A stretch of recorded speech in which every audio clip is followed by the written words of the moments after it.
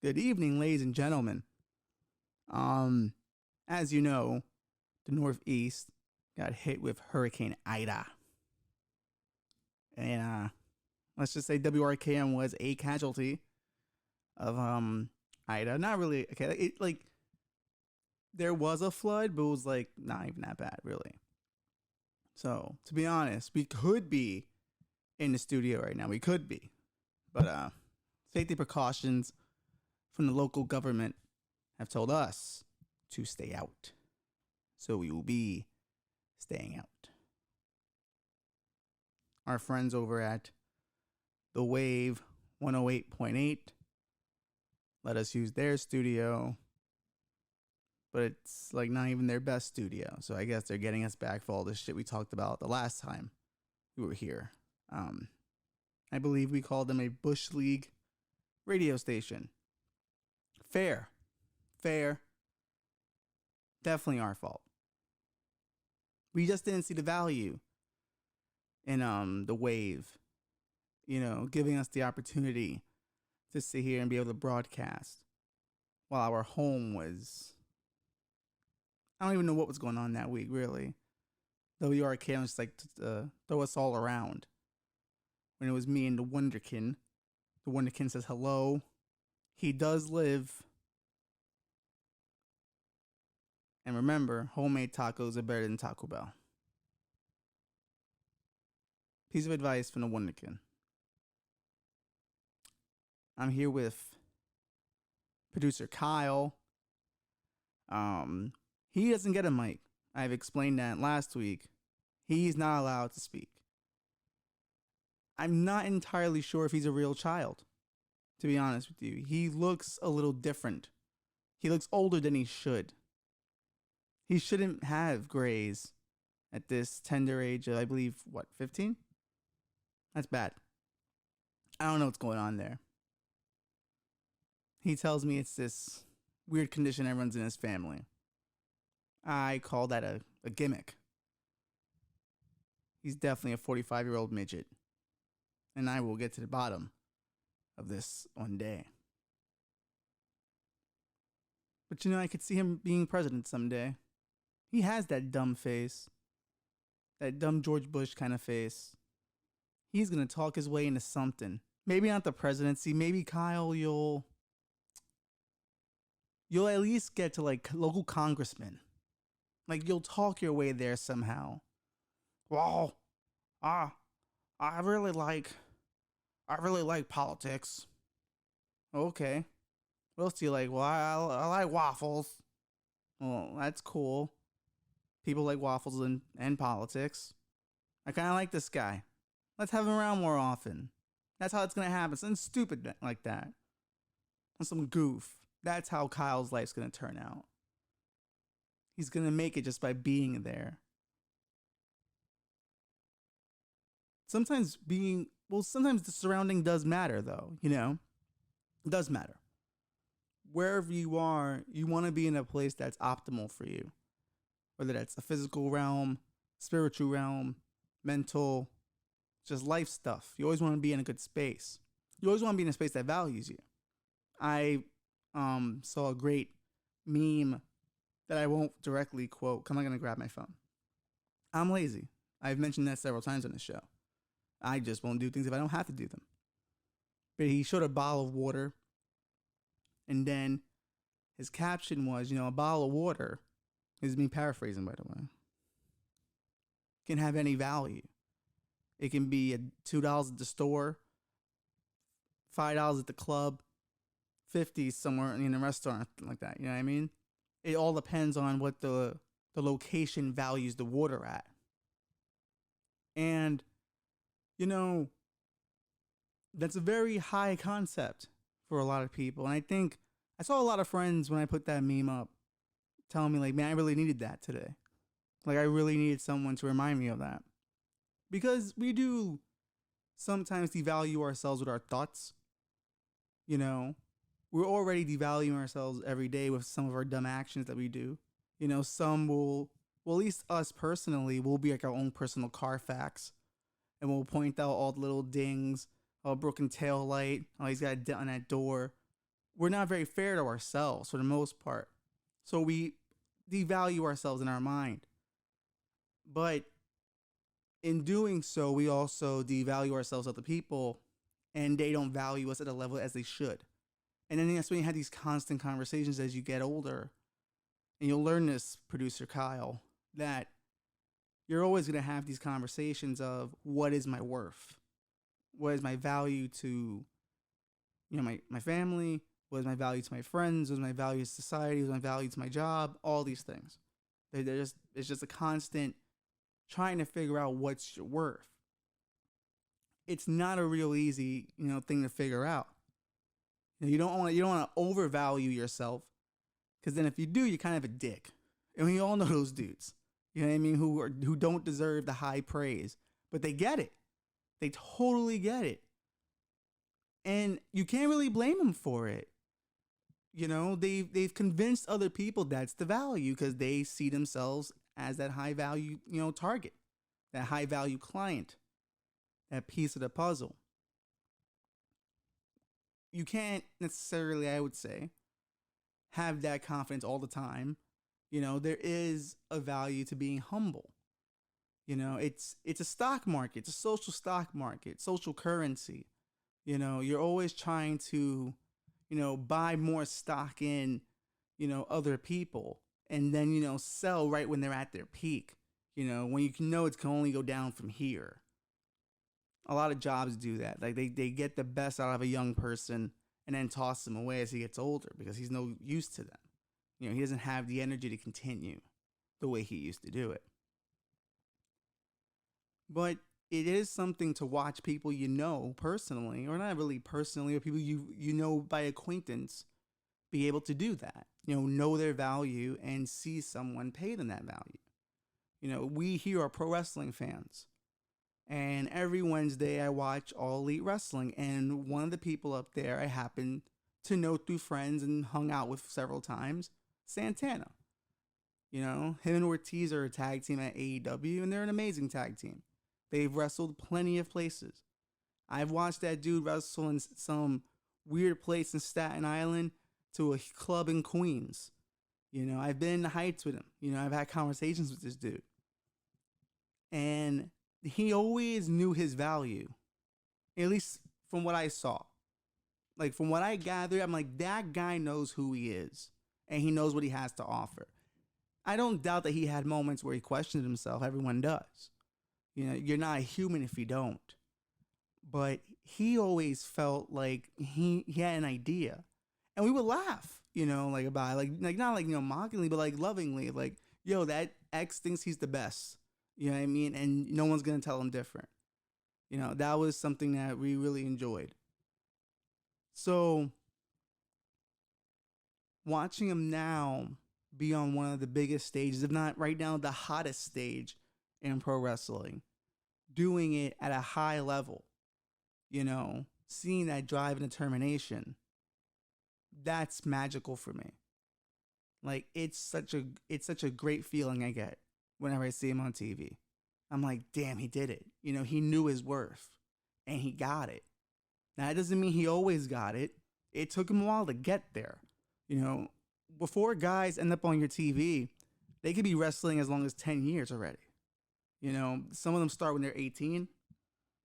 So like you're seeing guys at a certain age. They seem new to you, they seem younger to you because they're just on your TV, but no, they've been doing it for a long time. You also have your WWE recruits who they get from a bodybuilder competition. In 6 months, they're wrestling on NXT. So there's a wide range, but for the best guys, you're seeing them at a very later stage in their career when they're TV ready. So to see that, it just always reminds me to know my worth as to the best of my ability. There's something about pro wrestling that constantly talks about worth. Let's think about CM Punk for a minute, right? The whole entire reason he left WWE was about what he valued himself at and what he valued other guys in the locker room at. And it's impressive, that how the narrative gets spun You know, like when he left, everyone was like, yeah, you know, fuck the system. They were fucking Daniel Bryan at the time. You know what I mean? Not giving him the main event push everyone felt he should get. But kind of because of CM Punk leaving and the entire fan backlash, they had to now push Daniel Bryan to WrestleMania that year. You know, they had to make changes. But the Punk portion, that's the part that always gets glorified that they did that. But the Punk portion always gets vilified at some point. It's like everyone, oh, he's selfish. How could he walk away? Oh, he went to go do UFC. Why? You know, you're not a real fighter. You're not a real wrestler, dude. Like, fine. That guy was chasing a dream. I don't know if I would have done it. But, hey, that's a different guy than I. You know, good for him, though. He had to realize that dream. That's a lot better than a lot of other guys have. He knew his worth. I'm coming off this hot TV on WWE. Let me get me a UFC contract. Can't hate it. Can't hate. Knew his worth. Knew his worth. And a lot of guys don't like it. They don't like the fact that he got away with that shit. But you know what? It's like fighting has always been a circus. The sanctity of boxing has been dead, really, to me for years. The sanctity of UFC, like, I don't know if I ever had it. I always just looked at, oh no, if for now it's a great league and they do what's right by the fans for the most part, but I know there's some other shit going on. Like, I know, like, there are gonna be times where it's like, okay, they're doing business, brother. You know, however anyone wants to see what doing business is. But now this guy knew his worth. He walked away. Not wrestling. He stuck to his guns. I'm not wrestling. Not doing it. Did movies, wrote comic books. The mystique was growing. Like, man, like he's never really gonna wrestle. So we need to now value all these other things he gives us because this is what we're gonna get now. No one is value. All right, they don't just like me because I'm a wrestler. They like what I represent. So if I go and write a Marvel comic, I can bring numbers to that comic. If I can go do that little direct to VOD movie, bam, I can bring people to watch that movie. I have a fan base that will support something that I do. Smart. You know what I mean? And it's like, I don't even look at that from a business perspective, like as a freedom perspective. That is an amazing feat. And I'll always applaud something like that. He really knew. I can go out and do this. They got me. Now you have AEW appear as a competition to the old WWE that everybody knows. You know, Hogan, you know, Macho Man, all that. You know them. This is an institution. And it's just been resting on its laurels this entire time. Like, it's done some really cool stuff here and there, but nothing where you're like, all right, like, this is taking it to the next level. Their developmental territory does, but not like their real main roster, you know, production. AEW is doing it with just one roster, just with old guys, new guys, guys in the middle of their career. They're like, we're putting on a show. You know, we're doing pro wrestling, you know. So it's very interesting to see that appear. And that alternative to WWE is what brings Punk back. You know, people always said never say never in a sense with him because they were like, you know, Vince always gets his boys back. You know, no matter how pissed they are at him, they always go back because, let's be honest, he was the only guy in town. So, like, where are you going to go for your Legends contract? You want that, it's kind of like a wrestler pension. You go to Vince because he's got the money to do it. But now there's something else. Maybe Vince don't always get his boys back. He's the first one, I think, that's going to be the one to leave Vince and never go back. I think if AEW is still successful, he is going to give his all to that company. And they have clearly given whatever he wants, like, they've given it to him. Merch, the whatever matches he wants, he's clearly gotten his value. And now's another thing about it. Like, when he left, people did not think he was moving the needle. Like, even Marks were saying this at some point, and it was weird to me. Because even the Marks were like, yeah, he really didn't move the needle. And they would take it to WWE side on this. And I'm like, what are you doing? Like, they're chanting CM Punk, but they're like, oh no, but he didn't move the needle, but it's just fun to chant, you know, fuck WWE, but you didn't believe in him. He shows up on AEW television. The whole Twitterverse stops. Sports Illustrated's talking about it. ESPN's talking about it. All the major sports publications are talking about it. Variety's talking about it. And WWE let that guy go because they didn't see the value in him, even though he had been proving it for like years before that. No, we don't see you that. We don't see you like that. You're not that guy for us. You're not the guy we're gonna send to do TV shows and stuff. But he knew he could be that guy. He found a company that's gonna let him be that guy. That's great. You know, that's knowing your worth. Not even on a business level, just on a freedom level, just being a creative. He knew his worth. And that's nice. And that's something like I'm really thinking about. Knowing your worth. And there's so many ways to look at it. Like, you know, just the other day, you know, Daphne of WCW and TNA fame, she passed away. You know, she committed suicide. Did she know her value? You know, did she know how much she meant to so many people? I don't know. I think she did. I think there's a very weird misconception about people who do commit suicide. They don't know that they're loved. They know that they're loved. They just don't know if they can be healed, I think. I think for them, that's the end. It's like, I can't be healed. Nothing to fix this. This is where it's going. You know, she was such a joyful person. You know, she showed up on WCW as this, you know, goth girl rocker, you know, hanging out with Crowbar and David Flair. And she was cool. She did Hurricane Ranas and shit. She didn't mind getting, you know, into hardcore matches.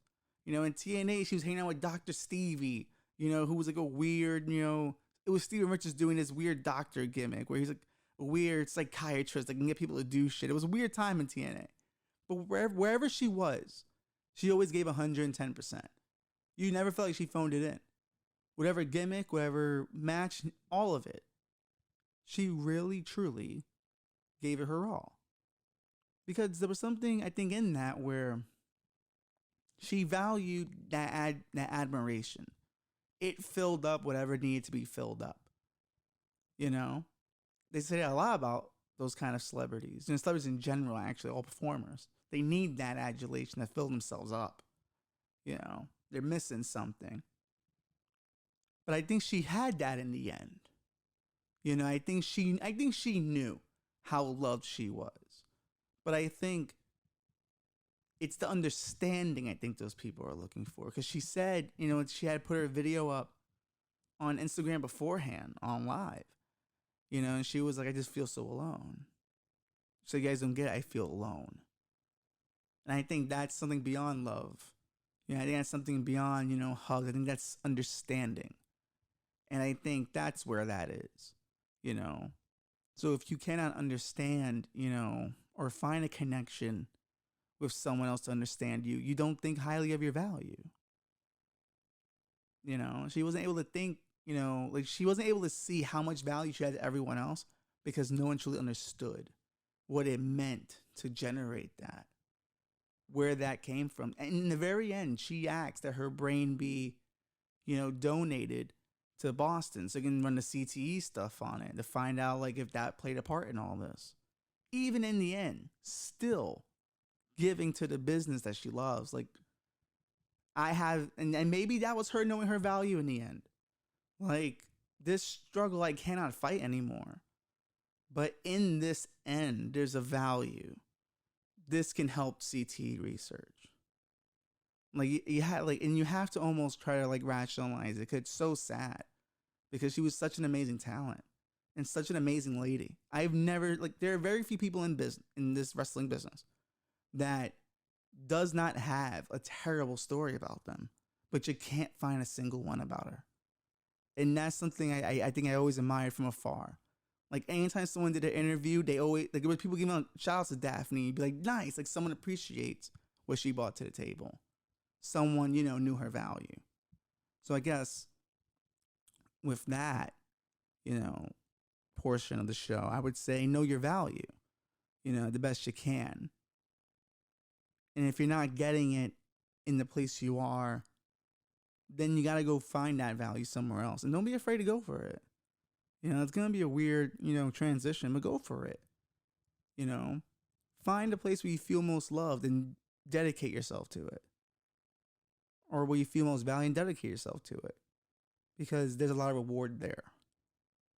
Weird motivational from one Rafael Martinez on a show called This Will End in Darkness. But this is what we do here. This is what we do. When we come back,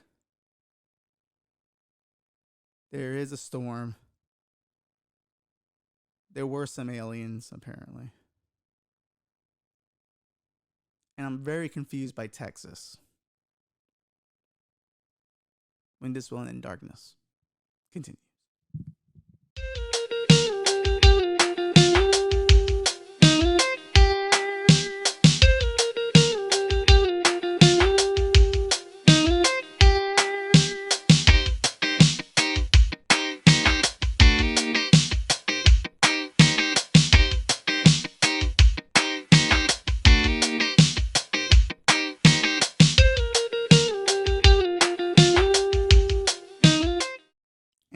Back with more This Will End in Darkness. When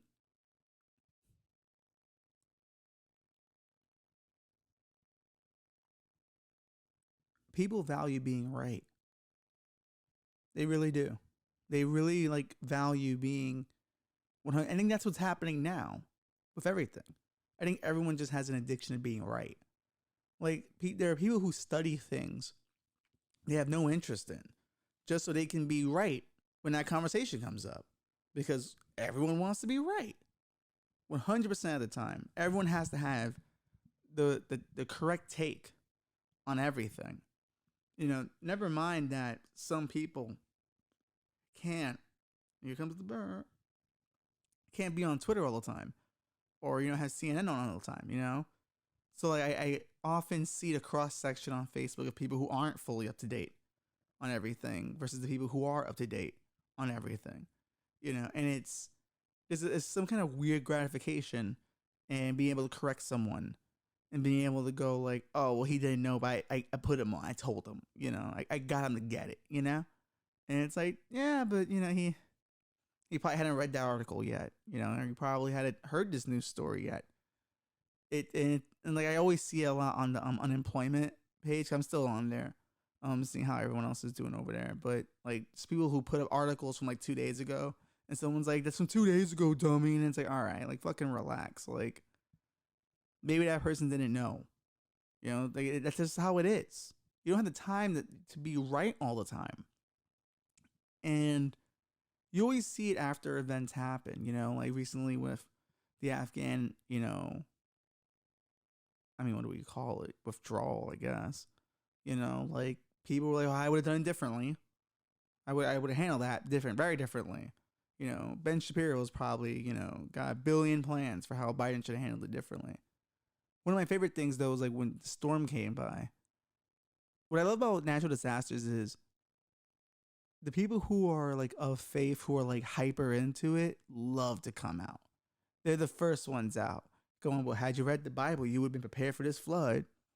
And I'm wait, what? I'm in what chapter does Jesus say Brooklyn is fucked? You know what I mean? Not in any of them. I didn't see it. When did he leave blueprints for levees?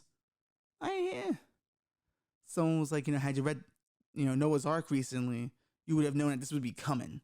That, he's really angry with all of us. And it's really? Angry now? We've done way worse stuff than now. 2 atomic bombs. 2. Come on. But I always love it. They come out, they're addicted to that. My book told me that this was going to happen. I told you, no one listened to me. And it's what did you do during this flood? Did you create a ghetto arc of Timberlands and shit? You ripped them apart and tied them all together. Did you get 2 of every rat in New York to make sure we kept the species going? 2 of every cockroach? Stray dogs, stray cats. Did you get 2 of every hobo? Because, Union Square hobos are not the same as Grand Central hobos. You gotta keep it all together. Did you get a pepperoni slice and a cheese slice? Like, did you build this ark? Telling me to read Noah's Ark again. Who had the time to build one before the hurricane came? We knew for a few days, granted, but I don't have the wood. It was a weird take. Like, had you read Noah's Ark, you'd be prepared for this flood. Who's got like a random boat laying around? I am thinking now that, I'm still going to be in New York, I should probably get like an inflatable raft. This might become the norm. I don't want to be caught, I don't want to be stuck inside, I still want to be able to go pick up, food from my favorite places, even though it's a hurricane outside. Probably get like a little, I don't know if they do an inflatable one from Motor. That'd be kind of cool though. But this is the norm now. This is the norm. And like, yes, is it climate change? Sure. It totally is. But I wish the climate people would, stop being a dick about it. It's like, all right, we get it. You've been saying it for years, Someone said the other day, all the crackpot scientists were right. I'm like, no, they weren't. Like, there's no mutant DNA. There's no X gene. There's no Captain Americas running around. Like, not everyone, who was worried about the future was correct. There's no Gundams running around. But yeah, it's they're taking a certain enjoyment at being right. Like, it was a little weird. Like, they were like just constantly throwing up all these videos of like, floods and people who are just, struggling throughout the storm. Just like, you see what man has done. And it's like, who's that helping? Who's that helping but you? Now you're getting high off being right because you're also terrified that you were right. You know what I mean? Like, who wants to be right about that shit? Nobody. I wouldn't want to be right about the apocalypse. No. But there are those who do. Like after Trump got elected. Like, I'll be honest, I was a little excited because, like, I told you it happened. You didn't think about it. I saw it. And I took a little bit of enjoyment on election night with that. I did. I gotta admit. But I also was a little terrified that I was right. That he actually won. Well, fuck. I stopped predicting things a long time ago. I'm done with that shit. But yeah, like, everyone, I think now is just in this really huge race to be right. And I think we gotta take a little more time with things. I do appreciate Twitter having the quick take on it because it does get me to go, oh, have you seen this thing on Twitter? I know about it now, and I'm well versed. Very happy that I know, what's going on with Iggy Azalea today. Or I'm very excited that, Blastoise is getting obliterated all over Twitter for having a suit. Someone say he looked like Patrice O'Neal. I was like, that's fucked up. Patrice is dead, man. Man, I miss Patrice O'Neal. He would have enjoyed it. Blastoise is also my favorite Pokemon. So I'm taking it some type of way. Like, the way Drake fans get upset when no one likes his albums is the way I feel about Blastoise. That's my guy. He's got cannons in his shell. Like, that was the coolest shit in the original 150 Pokemon. Charizard, I felt, was like, he's the regular dragon. There was nothing special about him.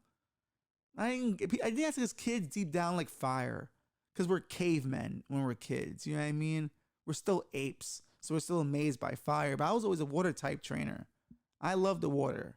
I used to get away with so much fucking murder with the water Pokemon. Me, Blastoise, and then Mr. Mime, it's game over. Mr. Mime is the greatest Pokemon there's ever been. I can beat anyone with a Mr. Mime and just one Mr. Mime alone. Do not test me. Do not test me. I've been playing Pokemon recently. There's Beat Shield. Let me tell you, Mr. Rhyme, the Mr. Mime evolution, handled, dog. I figured him out all the way. I can beat everybody with a Mr. Rhyme, a Mr. Mime, and a Blastoise. Can't be beat. Can't be beat. People were saying, "Oh, I don't know." All right, I'm telling you, sleep on it. Test it one day. Pa, pa, pa, pa, pa. That's why I killed your Pokemon, you fat mother.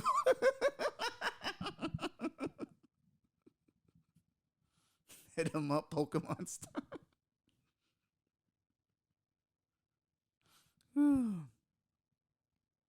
Yeah, man. Everyone just wants to be right. And I know I want to be right about aliens. Like, I know I do. Like, I'm fully aware I want to be right on aliens so bad. Just so I can, like, justify all the teasing that happened when I was a kid. Make, like, believing it. I'm like, oh, that's stupid, man. There are no aliens. And I'm like, okay, but you in Catholic school with me, though, right? Like, you see what's going on here? We're praying to space Jesus, man. Come on, man. If you can believe in God, you mean God's not going to make aliens, too? I would get bored with just humans, to be honest with you. We're boring. Like, we were boring for a while. I think he's got like a whole bunch of other planets where he's got some cool ass people. And like, he's just, breeding us on each planet for the ultimate tournament on some Dragon Ball Z shit. That's what's happening. That's the third testament. They'll find out in a few years. Illuminati. Get ready. But no, like, I do think that there has to be aliens out there. And I think, like, the Pentagon recently, we were originally going to do a segment on the last Pentagon report, but there's no reason to. Like, it doesn't, they didn't throw out anything that was a bombshell, really, other than these craft we don't believe are aliens, but we still don't know what they are. That's a non-answer. It's not a real answer. Who is that appeasing? It's such a bureaucratic appeasement, because essentially what you're saying is, like, we're not ready to tell you they're aliens yet. We're just not ready, because there's no way no fucking military has that shit. And I think because the value they place on that answer of are we alone will change everything. How we feel about our place in the universe will change completely. Like, I've already given into that concept that there are other, species on other planets. I know the Wonderkin, he's still waiting to be convinced a little bit, but he has seen the documentaries. And that South Africa story was crazy. But it's just one of those things where, how do you respect the government at that point? Like, you're not the galactic government. There's a government above you. You can't even catch the aliens. Why am I listening to you now? Now you got riots. You already had riots recently, but now you got riots again. But I do think that I do see why the Pentagon would hold it back, but I do see all the benefits. Like, knowing there is a, species out there that is far beyond us, I think it would get our act together a little bit. Like, I do think it would work. It's such a huge thing that other life can do what we can do somewhere else, so we're not necessarily that special. Or maybe we'll find the special in each other a little bit more, because we know it is another, species out there. And they're unique in their own way. So we have to embrace what makes us unique in response. Who knows? It'd be dope, but I'm not sure. Like, I'm not sure how society would respond to that. I'm not sure how I would respond to it if they had definitive proof that we're aliens.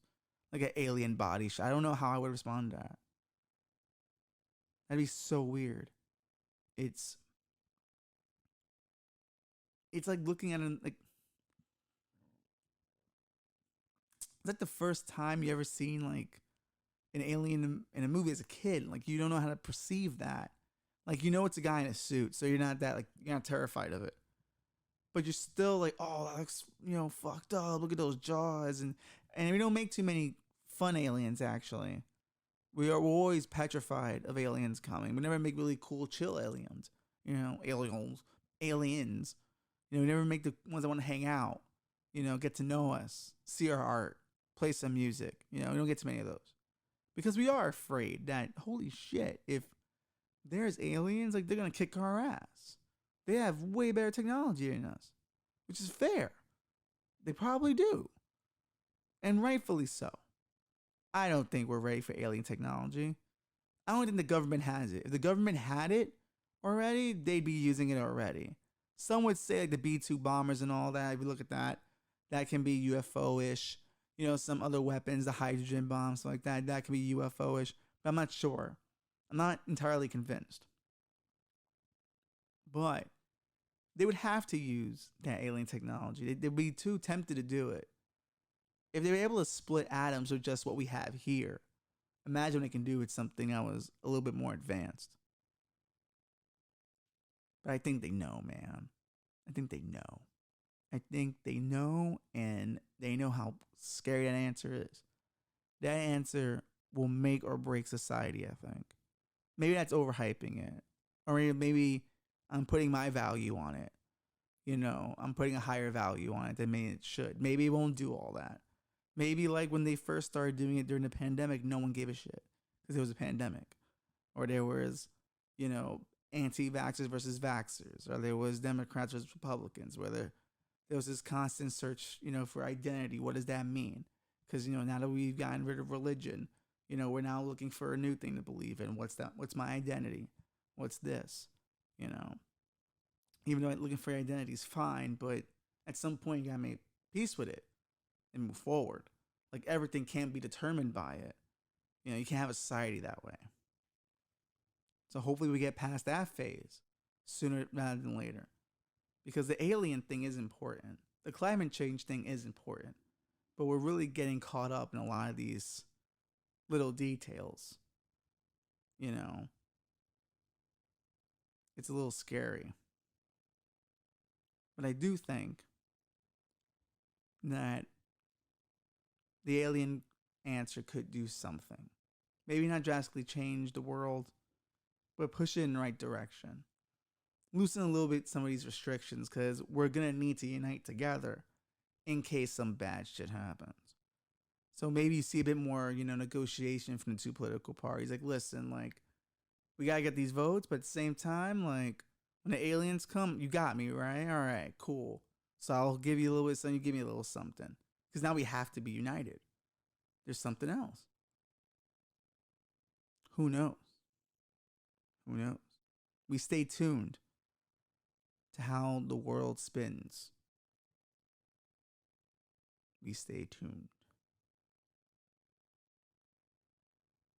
At the end of the day, that's right.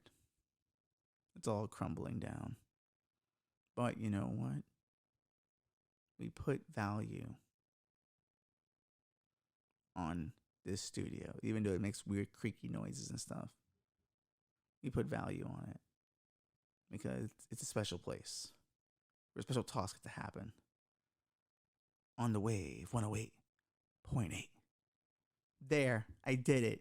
I promoted the radio station. That was nice. You can clip that and I'll put it wherever you want. You're welcome. Shout out to our sponsor, Brokey Beer. Brokey Beer, thank you.